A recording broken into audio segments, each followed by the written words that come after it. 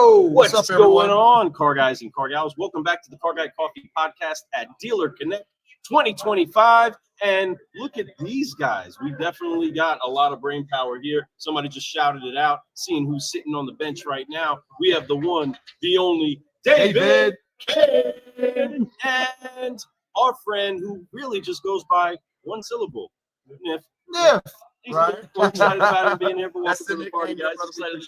Excited to be here. Now, both of them represent an amazing company, doing big things. We actually met David before he actually was with that company. But of course, anything that David's aligned with, we're always like, I want to learn more about it and become more about it. Now, it's no secret. Everybody knows who NCM associates are. We've been watching them do their thing for a long time. They're training people all across the country. They got amazing 20 groups. They're helping individual leaders inside become better inside their stores too. And they have a great academy out there in the Kansas City area doing some big things. So congratulations to you all and welcome to the Car Guy Coffee Podcast. Thanks for having us. Thank you. Yeah. I appreciate it. Awesome. Yeah, absolutely.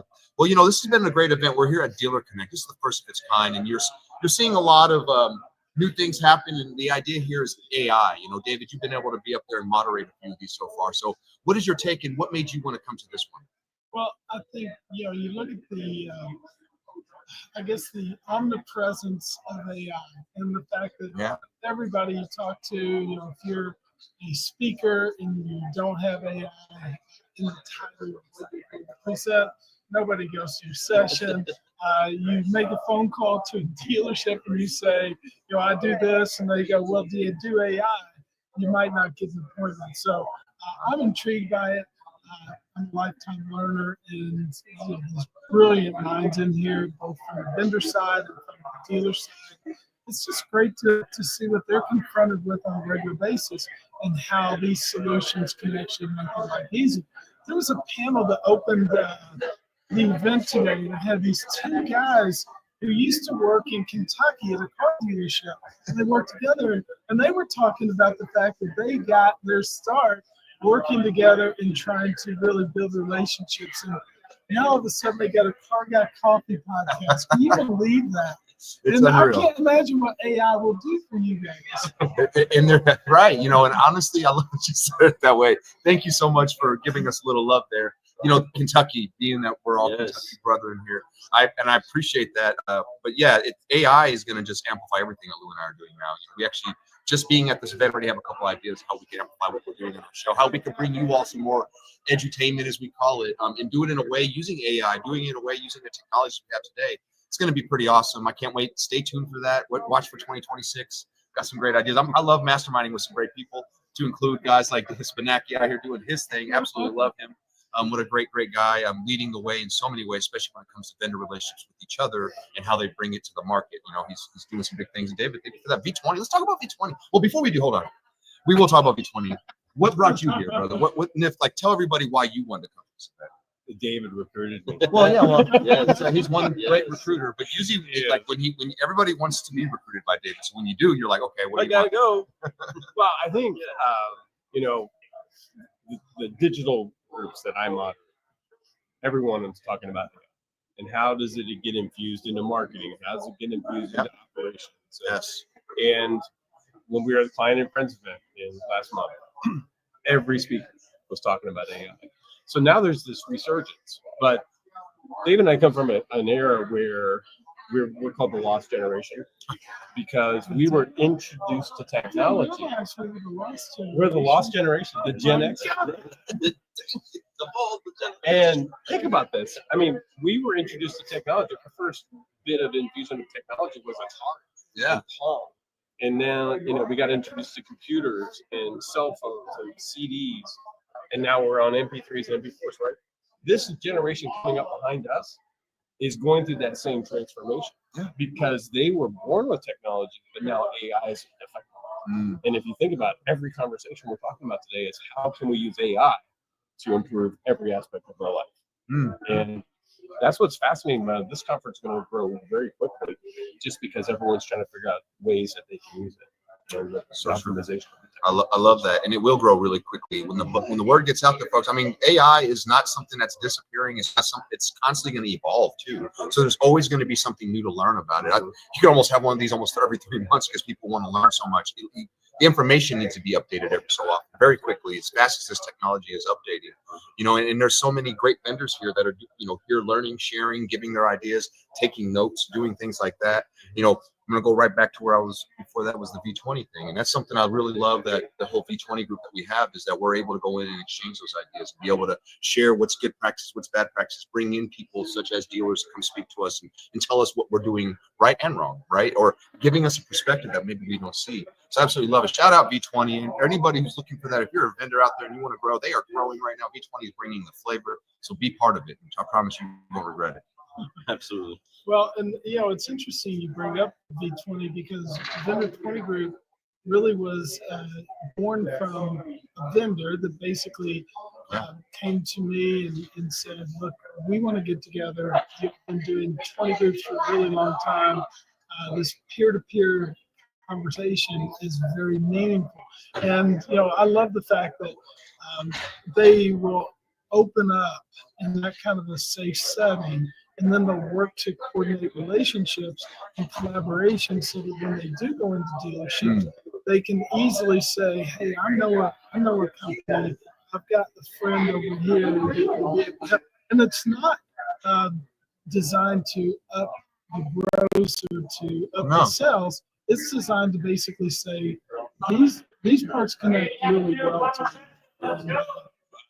As a previous dealer, having spent 19 years at the road, that was such an important part of my job, was bringing those partners together. Because when the partners start working together on our behalf, we won.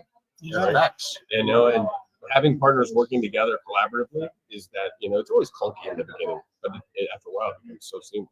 You know, everyone's working. 300% agree. You know, it's when you not only just collab, but literally everyone, like the clients, they feel the same onboarding process. They feel the same like training that comes afterwards. They feel all these things that people are like, yo, I didn't think about that. I need to do more of this. Or we need to put people in place to make sure that this happens for us.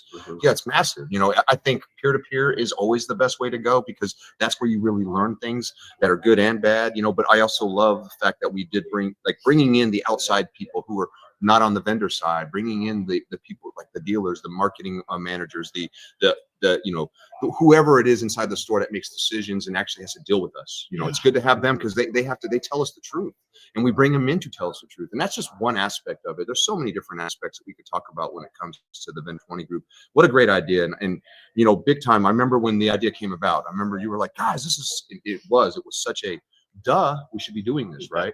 So, and it's growing, and it's not going to stop growing, because I think that vendors out there want to serve dealers better. They want to bring a better product, but more importantly, they want to bring a better like fit for their clients. Like, not just here's our product, use it. They want to make sure that they not only can they use it, but they understand how to use it, that it gets onboarded the right way, that the people inside are getting trained constantly on how to redo the new products that are part of that actual tool. So it's awesome stuff. Yeah, and I think another thing. Oh, sorry. No, please go ahead. Well, I think put a nice bow on this. One thing that some of these vendor partners are reaching out to me for is like, look, we've got great tech, but we're installing it in dealers where they have really broken processes. Can you help us? Yep. So we're literally going in behind the vendor and saying, let's fix the dealer processes so that your tech succeeds. And you know, it's unbelievable, because that's not something that you guys are equipped to do. And that's what David has built over the last 20 years, is this process change, this process enhancement, improvement that makes that vendor partner experience much, much better. And that's a formidable task. Right? Yeah. Go ahead, Dave. I was going to say what's nice about it, and I would go back and give a plug for Jermaine and your time there.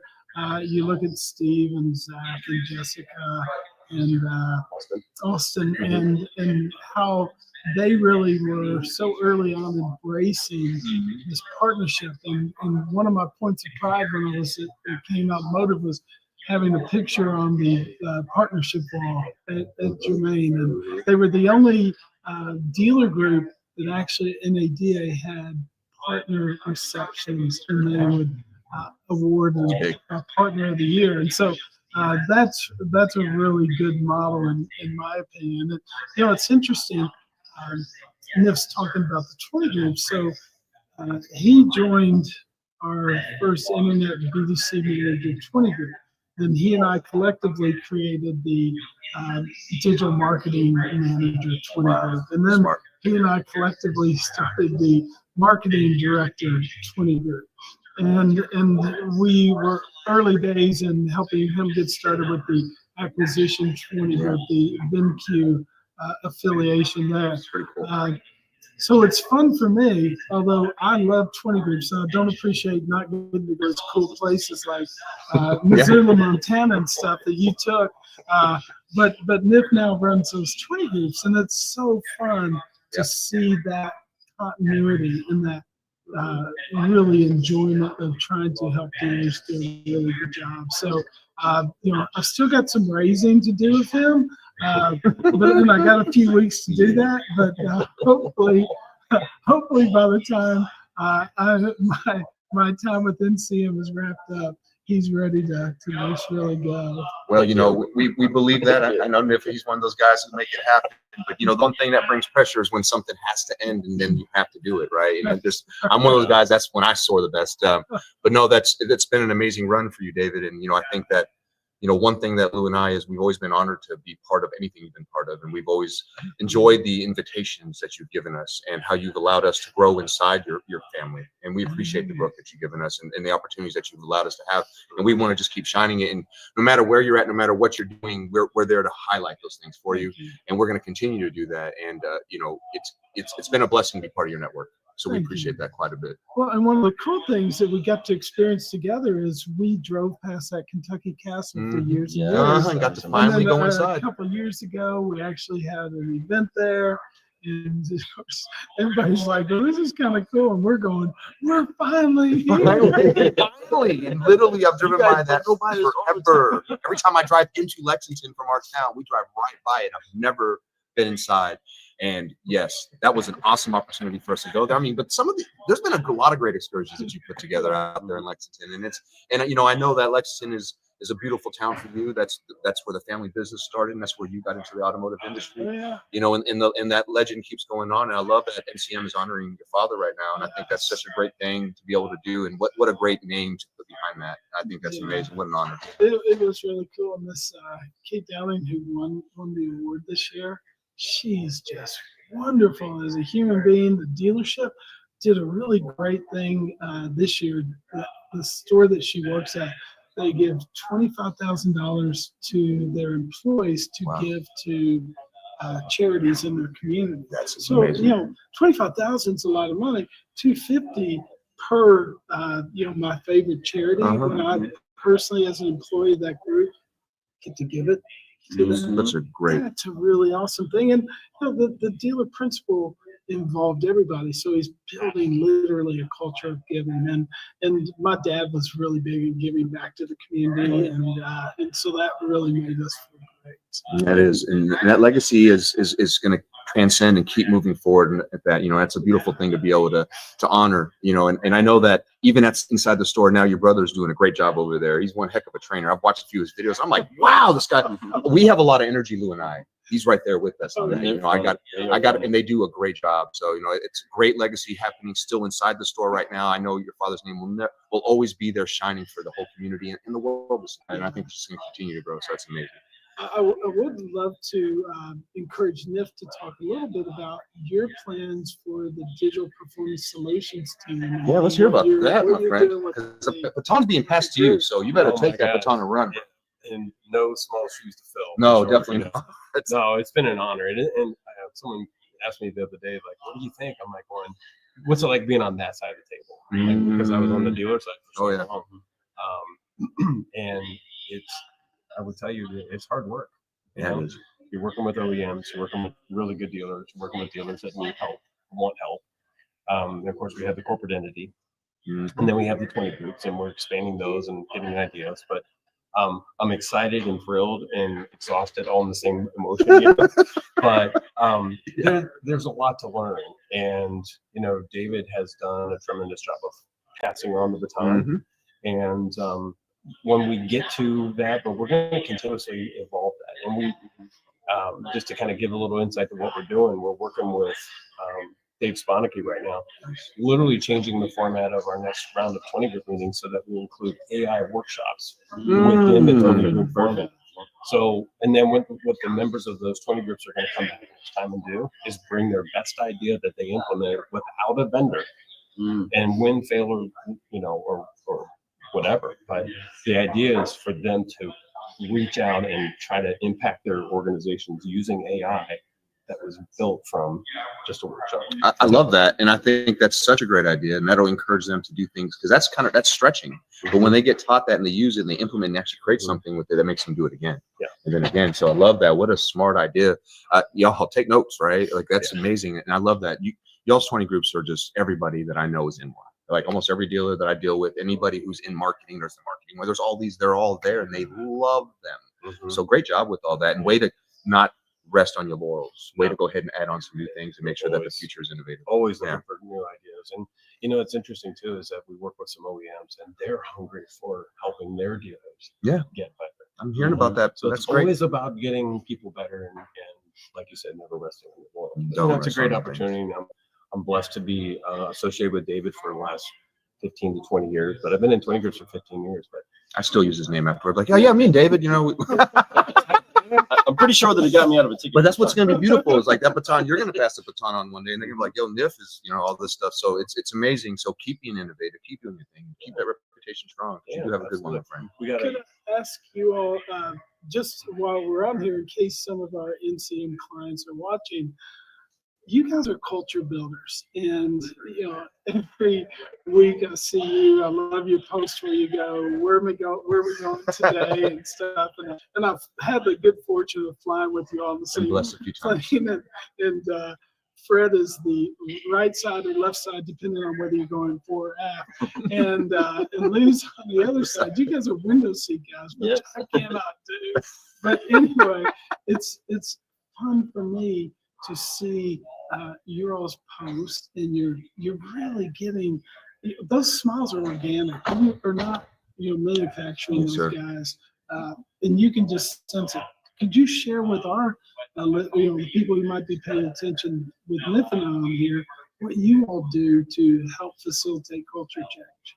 Absolutely. So for one, we get with those that want to actually create a culture inside of their store, from the owners that don't recognize what their culture is to those that are actually making the experience happen for the customer. We try to make sure that we're clear about what we want to be said about our store by our employees and by our community. And when figuring out what that actually looks like, we start to break down what does our day look like and how can we build a culture of excellence for the customer and for each other. We do believe that if you can create a place where everybody is excited to be there, everybody's thankful for the opportunities that they have, and they're also thankful for the people they get to do life with, because they're there so much. I mean, we spend so much of our time inside of the store, inside of our business, that we have to learn how to whistle while we work, enjoy what we're doing, and become unified, much like we did inside of the military. Of course, we have a whole lot of military influence to the way that we install things, how we teach things, how we make sure that we don't yell quite as much or cuss words, and that's the part of the military. But that's about what we take away, right? Early part, right? But there is some, there's accountability. 300. Right? We bring accountability everywhere we go, and that's probably the biggest thing. Is that what we realized inside of what they're doing is that inside stores, even if they want to change culture, that are work involved.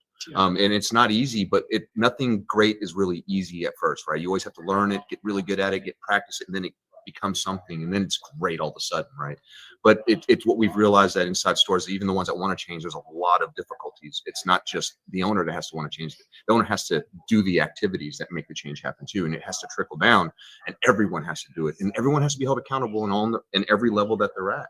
Too many times you see the executive level not have to be accountable for it. They just show up when they show up, and then you even get the GMs being like, yeah, whatever.